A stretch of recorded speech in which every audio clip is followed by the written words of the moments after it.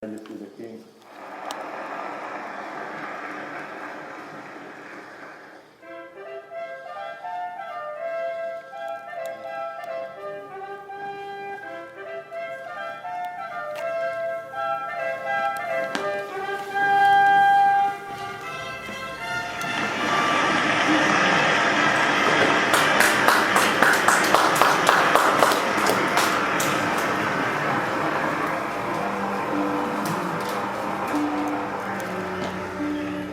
What I have been doing and continue doing is basic research.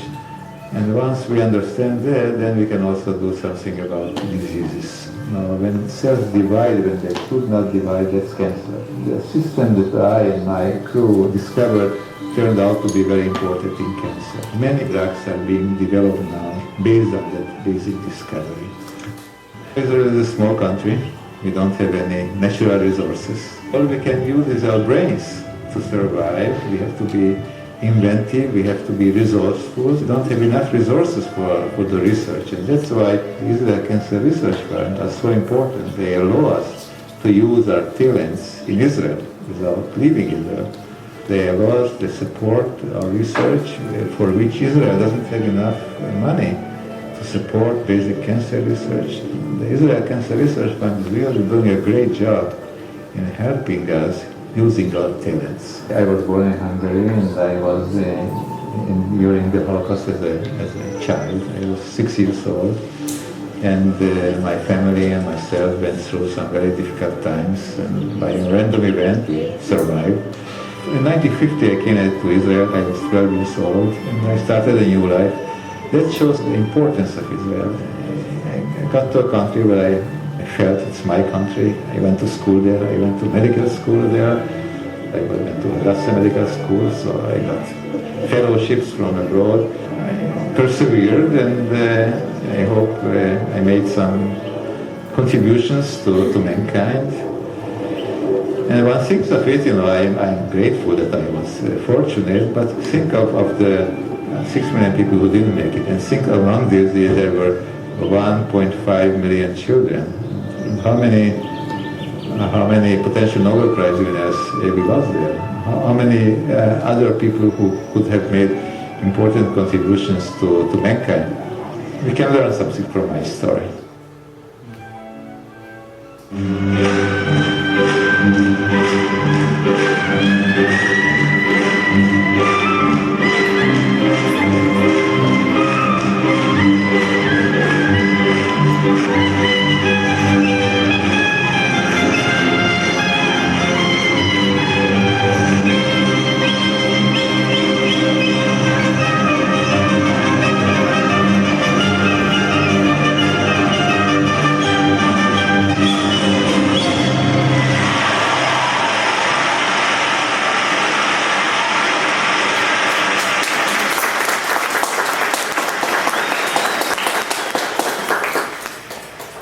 All right, ladies and gentlemen, if we can call on Barry and Murray Wolf.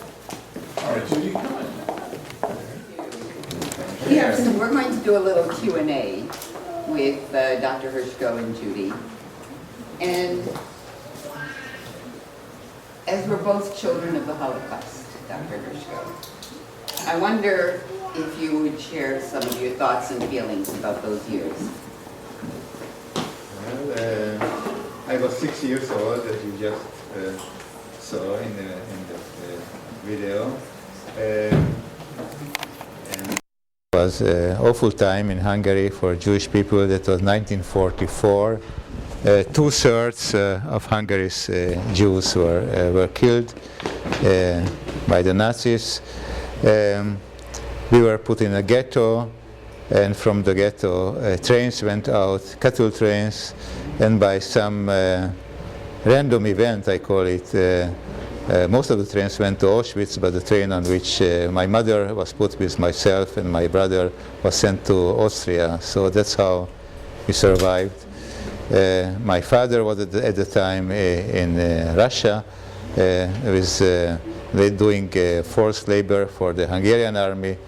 Most of the people, Jewish people, perished there too, but by some luck or divine direction, he was captured by the Soviets, and then he worked as a laborer for them. But we reunited after 4 years, and eventually we got to Israel, where I grew up. Judy. All right, so we know that you and Avram had a wonderful romantic relationship before even you got married, but tell us, how did you meet? How was it working with him? First of all, how about your career as a biologist, and how was it working with him as his assistant for a while?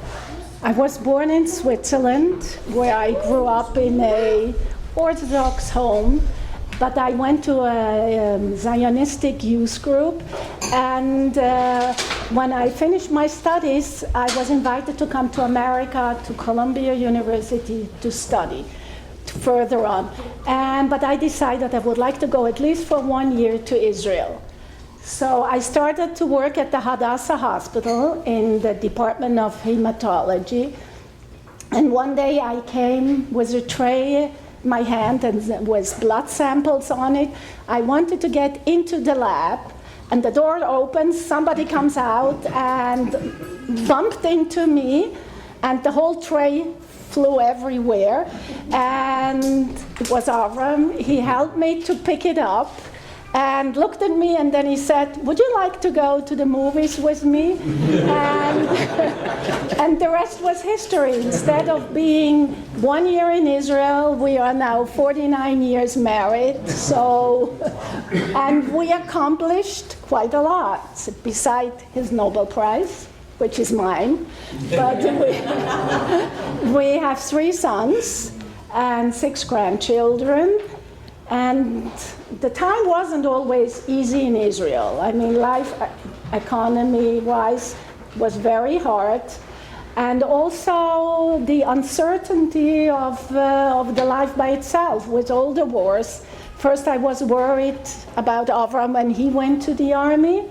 And then my 3 children, 3 boys, they all were in really elite combat units. So it was quite frightening. There were times that my telephone got to be my enemy. Each time it was ringing, especially at night, I cringed because I was afraid. But thanks God, everything was okay. And now, and I hope that when my grandchildren will grow up, that we will have at last peace in Israel. So in 2 months, my granddaughter, the oldest one, she will go to the army, and we still don't have any peace. So that's really our biggest worry. Dr. Hershko, Yes. you went into medicine. Aside from that being the dream of every Jewish mother, And girls. and girls, this is true. And you actually began the legacy. Your sons are physicians. Why did you go into medicine and eventually into research? Well, the story is that actually I didn't know that what I want to do, because I was interested in too many things when I was a high school kid. I thought of going into history or archaeology, or maybe engineering, because I was good in math. But then my brother, I have an older brother, 2 years older, he told me, "Why don't you go to medicine? I already have the books." So that's why I got to medicine. Judy, when Avram was doing his advanced work, doing your life besides raising 3 children? Kids. First, I worked with the electron microscope, and then the last 17 years, I worked with Avram together. He was my boss at work. I was his boss at home. So we really arranged life. Ever since. But it was very, very nice to work with Avram. He taught me a lot, and he's a person who never gets angry, even if you make a mistake or whatever. And he's very patient, and he's very driven. So it was good that I worked with him, because that way I could understand why very so often he was absent-minded, or he didn't listen when I said something. So, yeah, you listened, but you didn't hear, or you heard, you didn't listen. Dr. Hershko, Yes, please answer a question that I'm sure is on everyone's mind. yes. What led you to the research that became the basis of your Nobel Peace Prize? Well, in medical school, I learned a lot of, as every medical student does, learned a lot of science, a lot of medical sciences, and I got interested in it. You know, in medicine you can help people, you can help sick people, that is the object of medicine, but another way in which you can help sick people is to do research and to find out about problems which the medical science did not find out yet, and to find new cures. So during my medical studies, you are right. So during my medical studies I got interested in research, and I thought that maybe by doing research I can also help sick people, and eventually after many years that turned out to be the case. Judy, tell us about the entire Nobel Prize experience.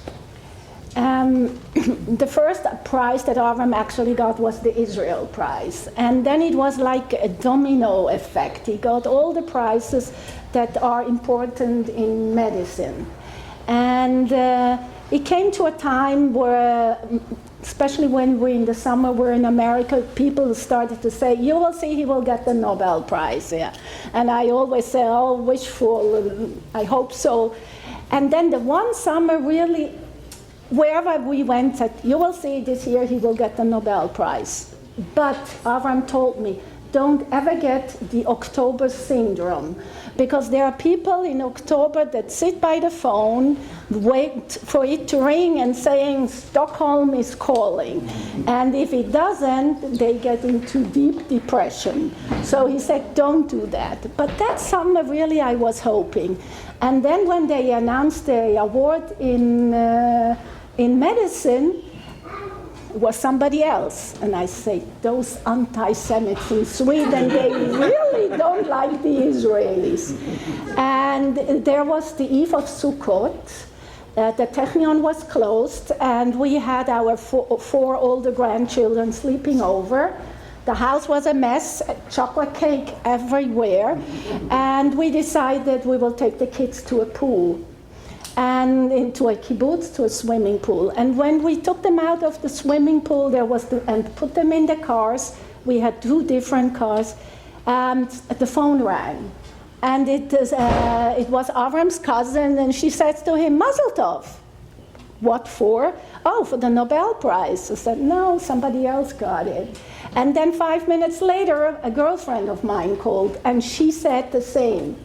So then we started to believe. And I mean, we were ecstatic. Avram said he was not, okay, but he took a wrong turn on the way home, so I guess he was. But I didn't scream. You didn't scream, but we were sitting in the car with 2 kids. One was 4-year-old, the other was 6. I had nobody to talk to, and I was screaming, yes, yes, we have it.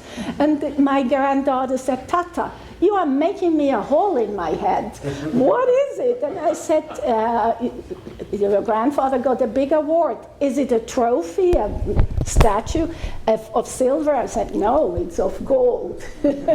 So then, and the funny thing was, because it was the eve of Sukkot, I ordered some very big and good piece of meat at a butcher that was very close to the pool.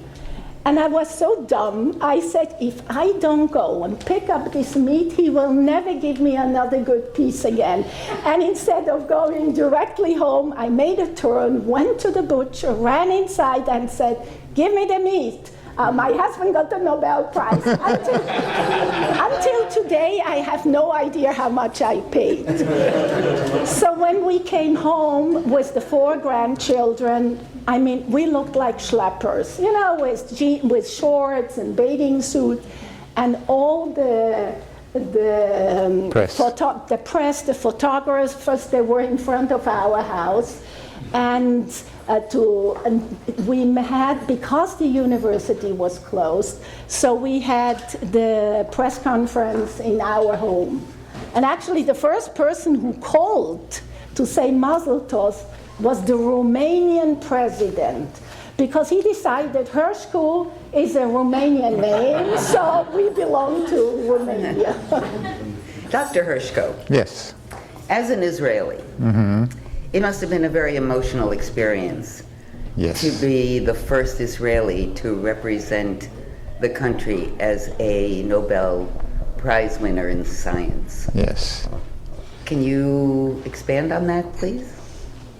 Well, yeah, it was the first Nobel Prize in Science. There were other Nobel Prizes. There was one in literature before, Shai Agnon, many years before, and there were some Peace Nobel Prizes. But that we was don't have peace. But that was but that was the first prize in science, and it was a matter of great pride. It was really a pride of Israeli pride. It was very nice. When we went out, people were greeting us in the street. They recognized us, and everybody was very happy. Actually, that day, the news started. At least we have some good news. So, and they told about the Nobel Prize. So it was a great pride, because after all, Israel is a small country, not much resources, as I also said here, although we have some very good friends helping us. So it's not so easy to do good science in Israel, even though I think we have very good people. It was a matter of great pride, and it was still is a great pride. Now we have luckily more Nobel Prize winners in Israel in science. But still, Israel is very proud of its scientific achievements. Here's a question for both Judy and Avram. Okay, so Nobel Prize, you get that a number of years ago. So what have you been doing since, for each of you? Avram is working, excuse the expression, like crazy. He leaves the house in the morning at 7 o'clock, comes home at 6 o'clock, and he's like a student. He's working on something new, and he's so excited, he can't wait for the next day to get the results. And I always thought, he would retire when all our friends are retiring. He would go with me to the supermarket. I don't know, he would do things with me. But no, he's really working, I think even more than before. He does every day, he does experiments when we are not traveling, okay? But, and he says, I still have a lot more to do. Maybe I should explain, myself. Why do I work? Because, a Nobel Prize doesn't mean that all the problems of humanity are solved.